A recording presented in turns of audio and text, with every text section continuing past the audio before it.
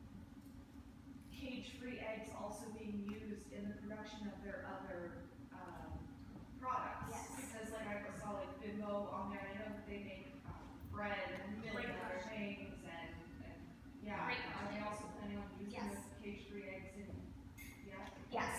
Yes. So that's a really smart question, because a lot of times when we think about eggs, we think about actual shell eggs. But there are so many, yes, pointing out Grupo Bimbo, who are using only egg ingredients. So liquid eggs, powdered eggs, that makes up a huge portion. So when we're working with companies on these commitments, we're making sure that they covered all egg product categories. That's a great question. Yes. What does cage-free really mean? Yes. So, And do you have pictures of what a cage-free farm looks like, and what the conditions are for that? so cage-free, okay, what does cage-free mean? Do I have a picture of cage-free? I don't think I have a picture of cage-free, but I can describe it to you. So, cage-free is an incremental step. It is where cages are taken out of the systems and hens have access to move around in a barn. So a cage-free system would have things like nest boxes and different substrates that the hens can engage with and dust bathe in. They are able to have access to move. A lot of systems have kind of their multi-tier systems. The hens can fly up and perch into different areas of the barn, which is also something that hens are instinctually driven to do. What cage-free isn't is cage-free does not mean outdoor access. It does not mean the birds are pasture raised. Yes? And on that note, seeing that you guys do have a really big influence, why wouldn't you have pushed For pasture raised? pasture? Another really good question. So what we're trying to figure out is, how do we advocate for systems that have a meaningful improvement over the systems that are currently being utilized in our supply chain, but is also something that companies are actually, it's feasible for them to convert to. So, as an animal protection organization, do we think that cage-free is the ultimate? Absolutely not. It's far from it. But it does have a meaningfully higher welfare potential than a cage system. Because a hen is we're able to better address their mental well-being and the ability for them to express natural behaviors. So it's meaningfully improved, but it is not what we ultimately envision for animal production. We also have to make sure when we go in and we talk to a company like McDonald's that we're recommending something that they can actually do, instead of saying like, oh, okay, like you're out of touch with what's feasible for our supply chain. But I'm going to get actually more into what the ultimate kind of systems for animal production look like later in the presentation as well. Thank you for that question. Yeah. Hi, is there any effort for you guys to work with the calendars and promises are making? That is the perfect segue to my next bit. Yes. And there's another question. Yes. I just had a question kind of about Prop 12. Yes. I was just confused because before Prop 12 there was Prop 2 a few years back that promised to establish cage-free eggs by 2015, and then that fell through. It was kind of backed by the same exact people like the Humane Society that backed Prop 12. And Prop 12 didn't make everything cage-free, it just added 1 square foot. So, I mean, you said it was like the biggest breakthrough for hens, so I just wanted to know, it doesn't seem like it was the necessary step. Yeah. I think it was a good step to get to what we could do with Prop 12. This Prop 12 is far stronger. So it does actually eliminate cage usage. It does have a minimum space requirement of one square foot, but that cannot be within a cage system. It has to be usable floor space. I see it. Yeah, so Prop 12 actually eliminates the use of any cages, including enriched cages, which was the case before. There's a minimum space requirement, so no cages are allowed whatsoever, and has been phased in by 2024. And it's not only for laying hens, but it's also for pigs too, that are typically housed in gestation crates, as well as fetal calves as well. So it essentially eliminates all cage and crate confinement. Sorry, just one more thing. Because Prop 2 fell through because of apparent miswriting in the documents by the Humane Society, do you have faith that this one will actually follow through? I think we learned a lot from Prop 2. There are a lot of lessons learned, and I think the interesting thing now is Prop 2 was passed before those 200 companies committed to going cage-free. And we now have all of that momentum behind us. We have basically all of corporate America is shifting to those to cage-free systems. So now we have legislation in place, and the phase-in date for Prop 12 is 2024. Essentially all the commitments are 2025 or earlier. We can move the markets together. So one kind of complements the other. So I think we're in a much more stable place. And I think that animal protection groups are also a little bit wiser around what do we have to be doing now in order to ensure that we're on the right pathway to make sure that Prop 12 is able to be implemented by 2024. So I think there are a lot of learnings that we have applied, and I do think we're in a much better position now. Yes? I just want to say that I think those companies are totally capable of changing the supply chains. I mean, Walmart is like $1 billion company that has the supplies and resources to change to pasture free. To what, I'm sorry? To change to pasture free. They have the cash reserves to do that, and I think it's their choice not to. Yeah, it's a choice of investment. Where they can invest their dollars. For Walmart, for a company like Walmart to go to a completely pasture-raised supply chain would come with a host of challenges. I think we're going to get there eventually. I'm going to get into more about what kind of our vision for a more sustainable food farming system is, which that incorporates. It also incorporates the question around cage-free and kind of goes cage-free. Is cage-free good enough? So I'll get back to that, and then from now I'm going to touch on your question, which is around accountability.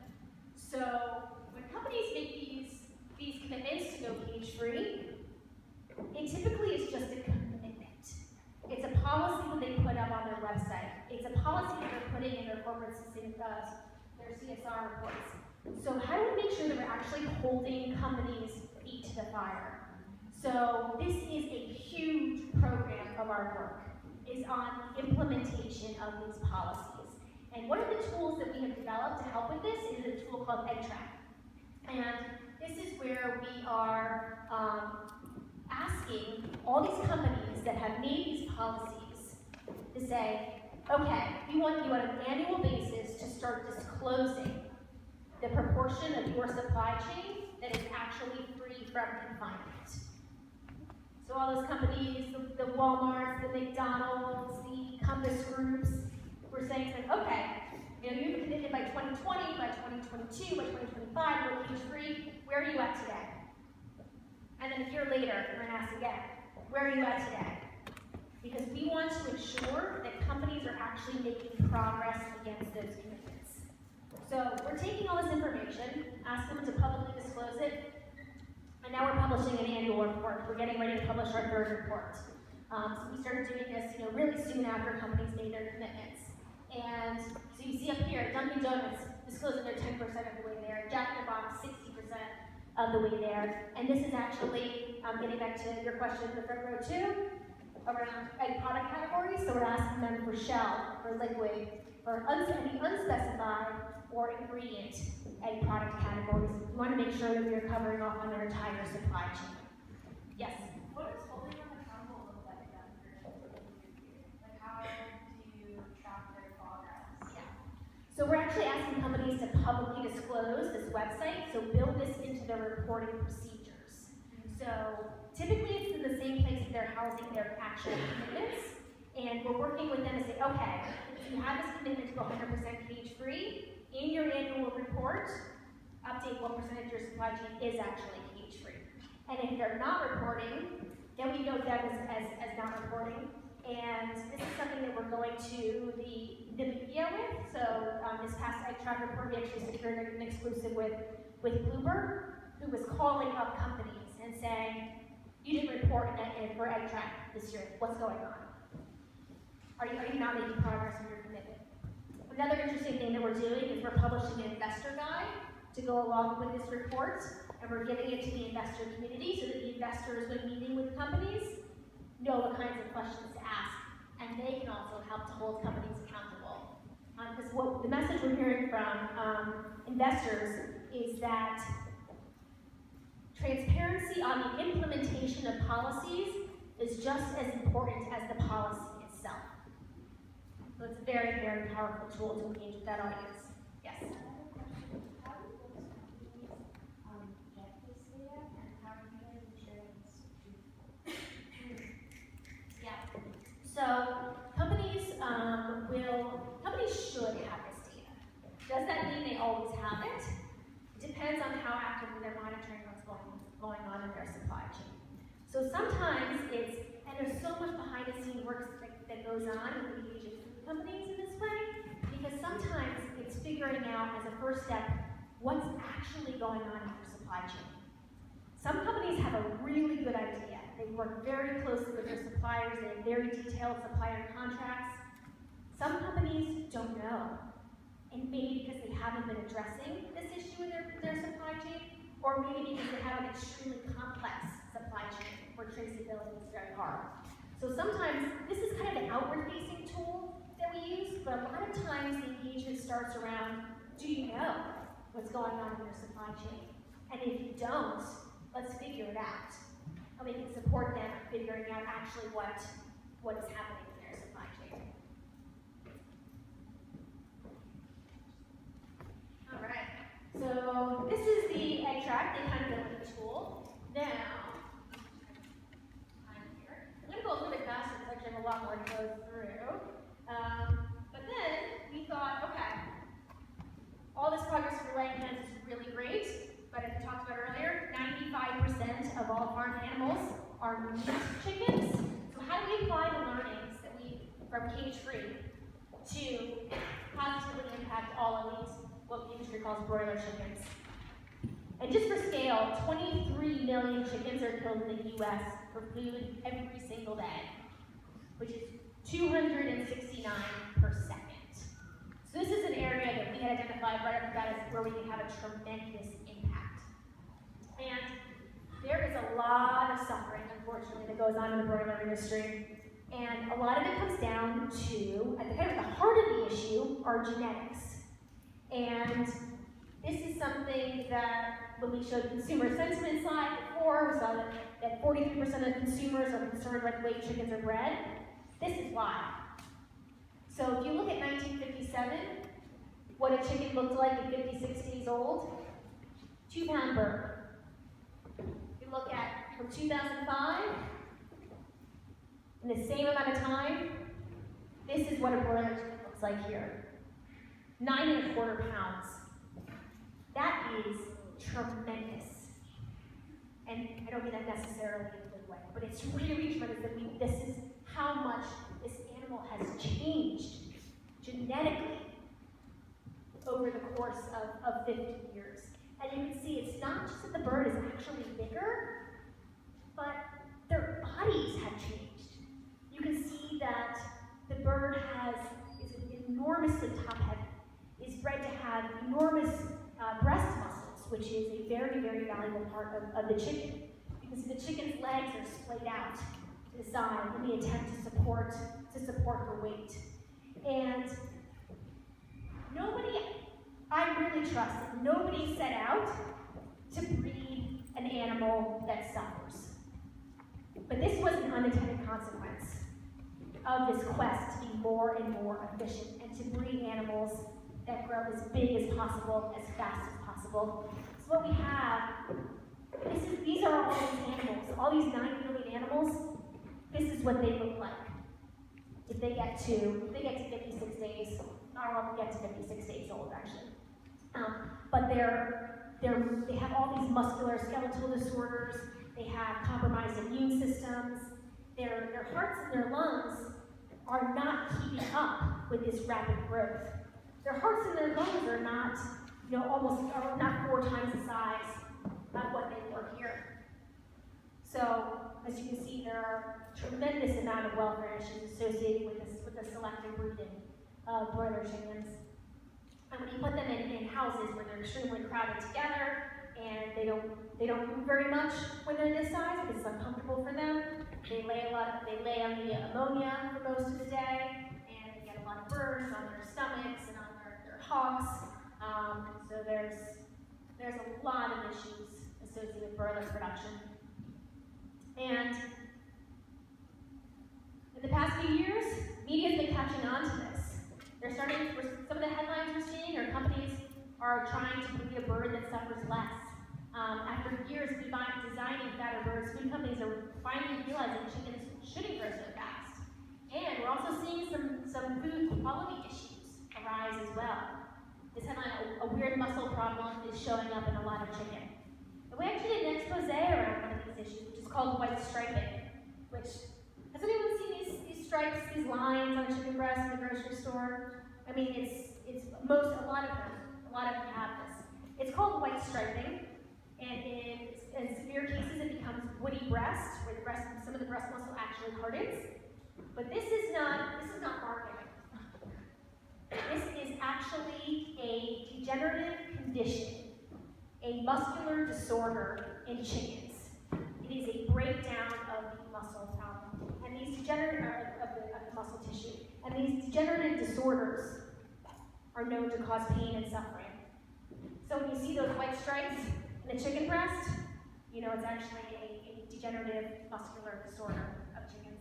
So we did a big expose around this. This was covered by outlets that have never been covered in before, like Cosmopolitan and 717, but it was something that really resonated. It was a very visual way for consumers to say, oh, I've seen that. I see that all the time when I get chicken breast, when I'm cooking chicken breast at the grocery store.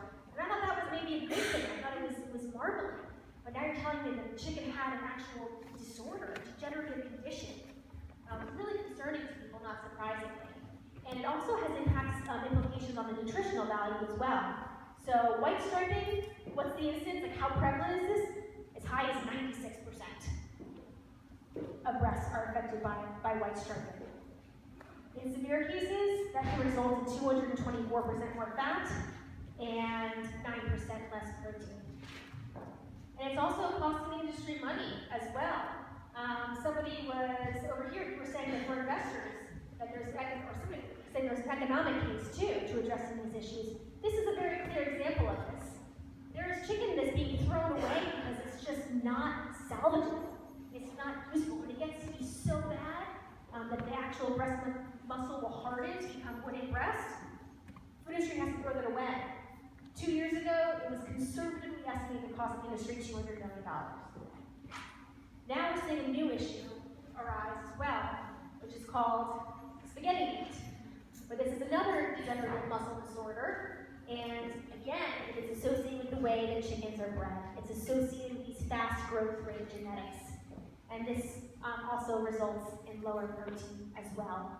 But you can see here this picture with one of my colleagues from her kitchen. I showed this a couple of days ago. But the breast meat actually forms like these tubular strands that resemble spaghetti. So we know we need to change this, right? But unlike cages for laying hens, this is not a binary ask. We're not going to a company and saying simply, take cages out of your supply chain. We're asking them to change breeding practices, change the entire genetic lines of broiler chickens. We're asking them to give broiler chickens more space so they're not as crowded together. We're asking them to provide environmental enrichments to stimulate the chickens. We're asking them to move to more humane slaughter practices, to move away from the live dumping of chickens before they go through the electrical water bath stunning. We're asking them to move to systems where we're using using inert gases to render the chickens unconscious before they get slaughtered. So this is a whole suite of asks that we're making of food companies in the chicken industry. So much more complicated, but we went for it. And through Whole Foods Market and Global Animal Partnership, a couple of years ago, they committed all those things. This was the first major step that a food company had taken in saying, okay, this has gone far enough, let's fix this. And you may be saying, like, okay, well, like Whole Foods can do this kind of stuff. What about the rest of the food industry? Well, then we started working with companies like Purdue. And Purdue said, okay, yeah, we hear you. We're going to start testing out different breeds of chickens. We're going to start experimenting with more enrichment in the barns. And they were welcoming us in to their houses, to their meetings, to talk about these issues. And then, I mentioned before when we were working on cage-free policies, that compassionate farming is definitely not the only group that's involved in these conversations. And we knew with this ask of the broiler chicken industry that we had to be very specific in what we were asking for. Because if we were asking for things like different genetics, more space, and another organization was coming in and asking for something that was along the same lines but a little bit different, companies would be confused. We don't know what to do. We're working with you, we're sitting at the table with you, we want to move towards what you're advocating for, but if we don't do it, are we going to get campaigned against by this other animal group not doing exactly what they are asking of us? So several food companies we were working with actually challenged us to come together with all these animal protection organizations and say, can you all agree on exactly what the ask is? So we did that. We sat down with other animal protection groups, some of which work very, very differently from us. Some of these do not take a collaborative approach in the least. But we sat down and said, we need to make sure we're asking for the exact same thing. And we eventually got there. And then similar to the cage-free, we saw the food service industry moving first to create higher welfare broiler policies. Within a couple of months, that accounted for 97% of the entire food industry. And then we started moving right down kind of that trajectory of change into restaurants. All these restaurants made commitments. And then we started developing the technical resources, or we then developed these in the meantime. But behind the scenes, having to work with companies to make sure that the systems that they're moving towards actually provide higher welfare outcomes for animals. What are the technical resources that we need to provide them with in order to really arm them to make these changes?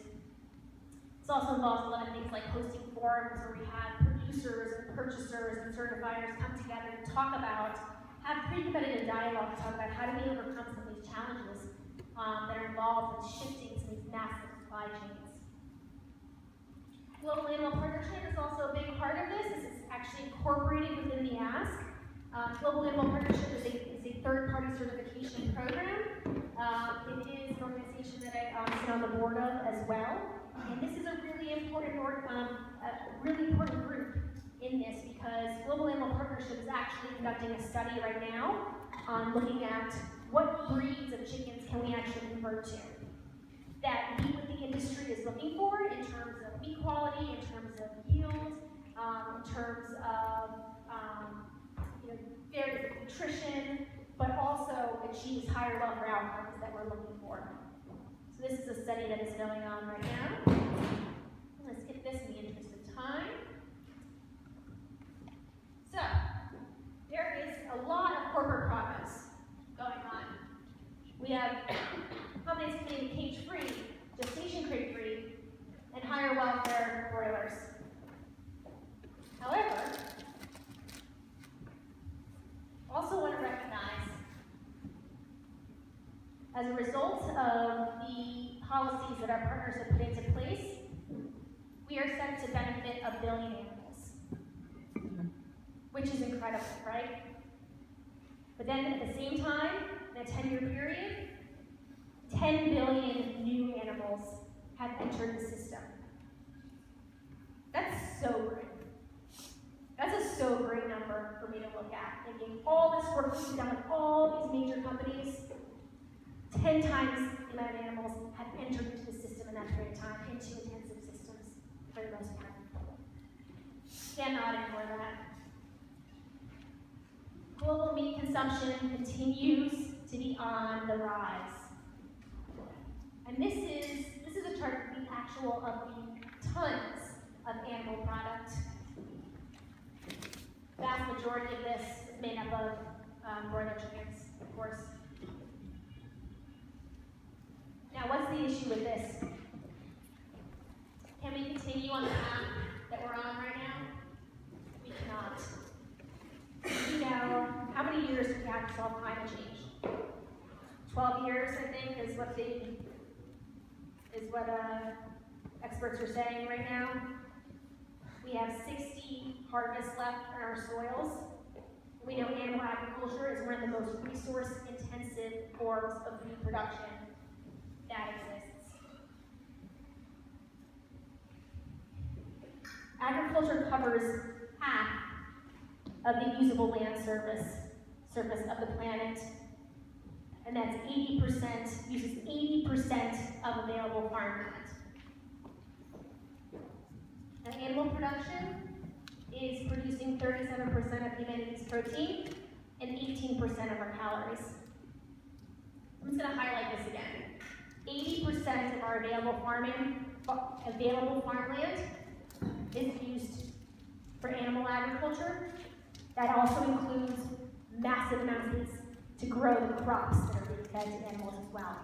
So it's the land where animals are being kept in, or the housing systems where animals are being kept in, as well as importantly, the crops that are being fed to animals. And it's only producing 18% of our calories. And we know that we are looking at a growing population. 2050, we're going to be at about 10 billion people on the planet. That's a little over 2 billion more people than we have right now. We need to raise, we're at 74 billion animals right now. We need to increase that to 110 billion animals if we're going to keep up with the consumption levels as they are right now. And we know that animal agriculture creates more greenhouse gas emissions than the entire global transport industry combined. Animal agriculture, conservative estimation by the FAO, is animal agriculture accounts for 18% of all greenhouse gas emissions. Global transport sector, 14%.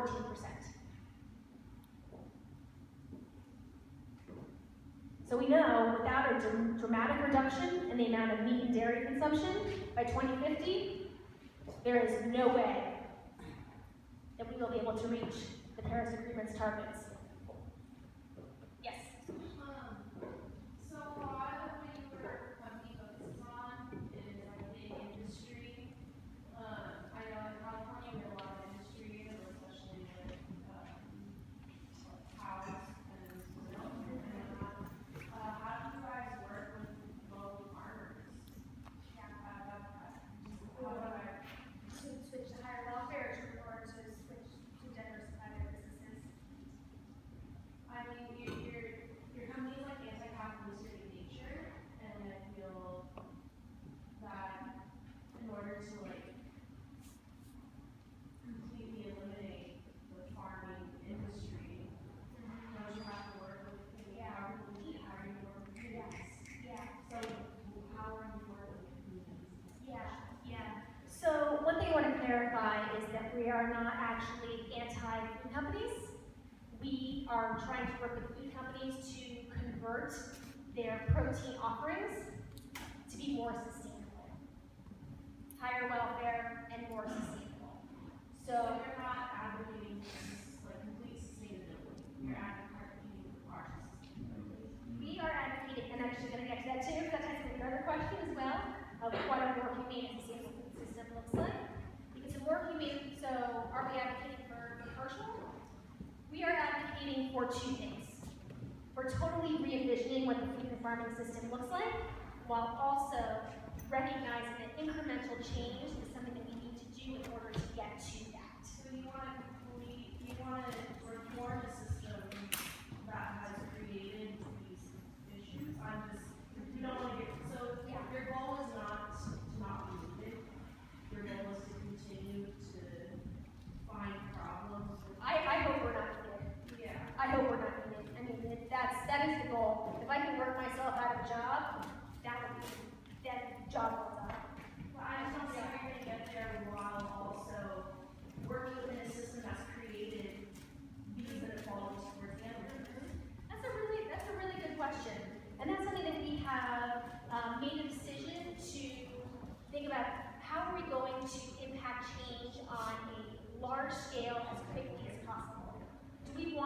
work against the very companies that have created the system and it's so unsustainable, so unfair and unjust?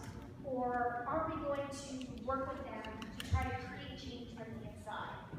So there are organizations who do that, who want to totally dismantle, who are totally anti all these big corporations. And the approach that we've taken is, can we work on the inside with these companies to create different types of business models that can implement these? No, I thought you're trying to, get in any way that you can. I understand that.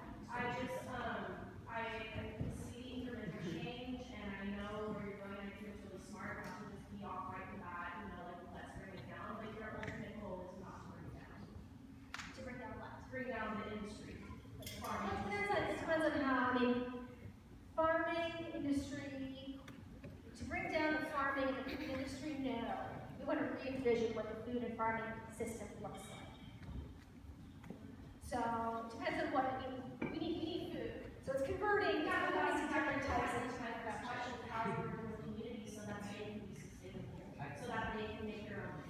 I think maybe to reframe the previous speakers' concerns and questions are, the way I see it is like, if I'm your company, which I looked at the mission statement, it's like against the live exports of animals, certain methods of livestock slaughter, and all systems of factory farming. I see the central problem as, if that's my concern, two central options. To do what the company has done and partner with the industry and slow incremental changes, as you argued for, or I see the other path, maybe not, it's not an A or B, black and white, but another path being working with communities and promoting, sustainable farming, urban agriculture, saying that maybe you shouldn't even buy from a grocery store, that you should be having your own community garden instead. And so I think the questions are, why did the company choose that path? Great question. So I get the point, and I think the answer is yes. I think we need to be advocating for more sustainable food systems at a community level and supporting truly more humane sustainable farmers who don't have this approach whatsoever. Now, do I think that that's the only approach that we can take? I think it needs to be multi-pronged, right? Fully agree that that's very important to do. Is that the area that compassionate farming focuses in right now? It's not, because we don't have the resources and the staff to be able to be engaging at that kind of a local level. However, highly value other groups and organizations who are doing this. This is not something that compassionate farming is going to achieve by ourselves. We have identified what is our offering, what can we contribute, and that is in conjunction with a host of other approaches as well. And I think that working at a community level is also really important. It's just not something that we do. Well, I think the question was, why would you do that? Why don't we not do that? Yeah, why did you choose do. one path over the other? So we can't do it all, is the answer to it. And we have identified what is our unique contribution. Where is a huge, when we started working in the US 8 years ago, part of what we were doing is assessing the landscape. How can we make as big of an impact as we possibly can to help contribute toward a more sustainable food system and to positively impact the lives of animals? We saw those 9 million animals, 9 million broiler chickens, nobody was addressing. We said, we're going to go after that. And that is, when we started off, team of 1, then 2, then 3, now we're a team of 13, 8 years later, and we're making tremendous progress in that area. So it's not just that we don't value it, it's that where's the gap, what unique position can we fill, and how can we positively impact as many animals as possible and work towards a more sustainable food system. So I just want to say, in the interest of time, write the questions down. We will have time after the presentation, but I want to be able to give Rachel time to be able to back up and our presentation and just write down anything that you want to ask. And we'll have time. I know there were questions. We'll come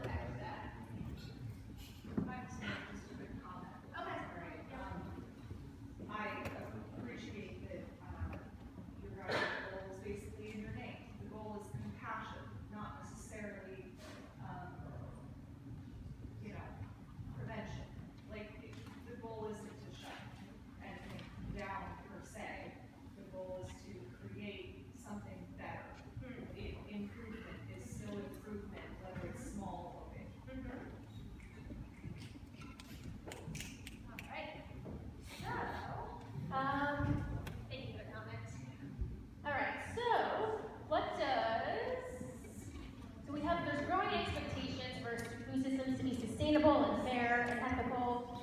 And as we just talked about here, we also know we need to move towards totally different systems as well. So when we're talking about sustainability and working with companies to re-envision what sustainable food systems look like, we are arguing to incorporate animal welfare into that definition of sustainability, in addition to the human and social and the environmental aspects of sustainability as well.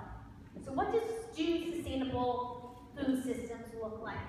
Well, to tell you the truth, we've had a lot of pushback from the industry saying that the changes that you're advocating for are actually less sustainable. So we get pushback saying, if you want to decrease the number of chickens that are kept in a chicken house, if you want to move to different genetics of birds that may grow more slowly, they may not convert feed as efficiently, that utilizes so many more resources, so much more space. So that's some of the significant pushback we've got. It's actually less sustainable. So then our response to that is, well, how are you defining sustainability? Because for a long time, the industry was defining sustainability very, very narrowly. Inputs compared to outputs of a given system. And through that lens, yes, higher welfare broiler production looks less sustainable. However, what we're saying is we need to move past that, from looking at very, very narrowly in terms of inputs and outputs. We need to think about some food systems that are adaptive, that are able to withstand pressure and changes in the marketplace, like changing consumer sentiment. Food systems that are resilient. We saw with Hurricane Florence that hit North Carolina, and I don't know if everyone saw the news, but how many poultry houses got flooded? How many pigs perished as a result of being in these systems that they could not get out of? Tens of thousands of pigs, millions of broiler chickens. That's, to me, the definition of a system that's not resilient. And also systems that are regenerative, that are able to give back and regenerate themselves.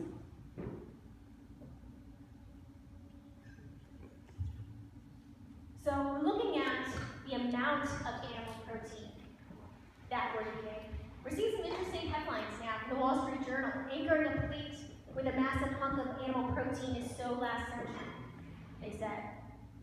The E-Lancet report came out just a month or two ago. Has everyone seen this or aware of the E-Lancet report? So the E-Lancet report was conducted by reports done by 30 world-leading scientists from across the globe to research a scientific consensus that defines healthy and sustainable diets. So they were looking at, can we feed a future population of 10 billion people a healthy diet within planetary boundaries? And you can see here, probably hard to see, but this table was looking at the environmental effects per serving of food. And then we see this area with all the red and yellow in it: beef, lamb, pork, poultry, eggs, and milk. All in that section.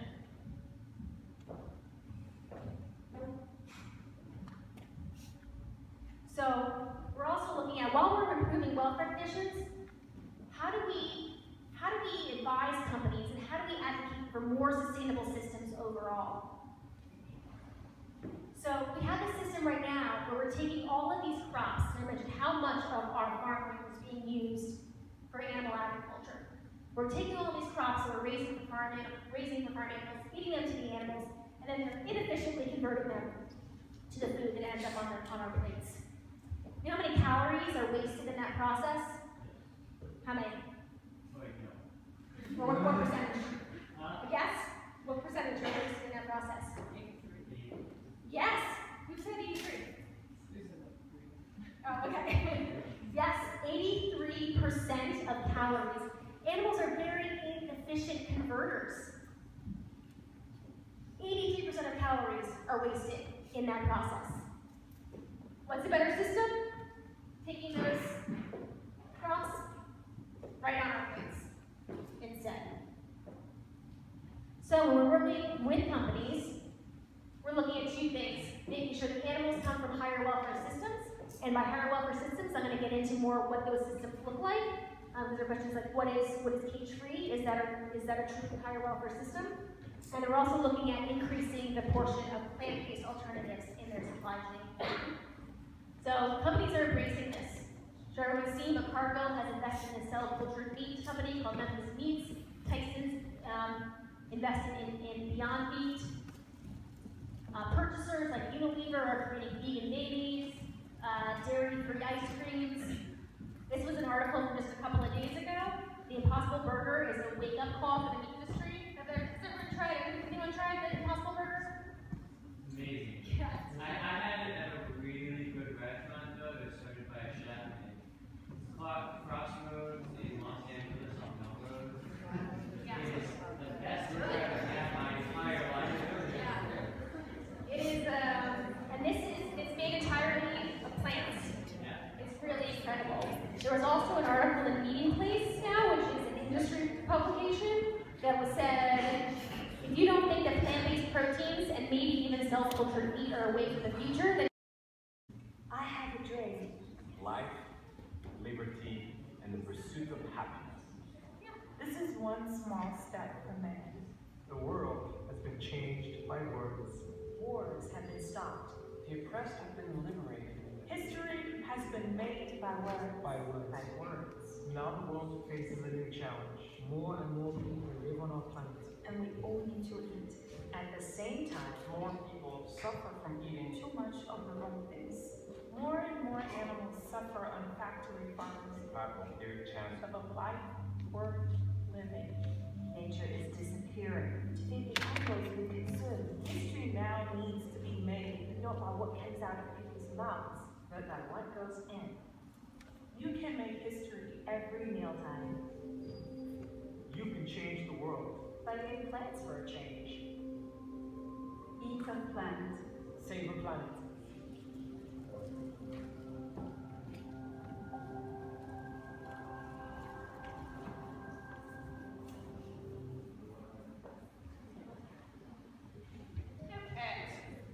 So we have the audio and the visual on two separate computers, like the last video, so they're slightly off. But that is the public engagement side of our campaign to raise awareness around this. Now, the last section I'm going to touch on before we wrap it up is, which was a question earlier around is cage-free good enough? Is that a truly higher welfare system? So one thing I want to mention is that when we're moving from intensive production systems to more extensive production systems, what do we view as an acceptable extensive production system? And is indoor farming the vision of the future? No. What is the vision? With animal agriculture, with animals that are still being raised for food in our systems, what should those systems look like? This is a picture of a farm called White Oak Pastures, which is in southeastern Georgia. And that's the farmer Will Harris, who is a fourth generation rancher. And the team has spent a lot of time down there, really observing what he's doing on his farm, because it is truly a regenerative system. Regenerative systems are the kind of systems where animals are actually living outside, they're living on pasture.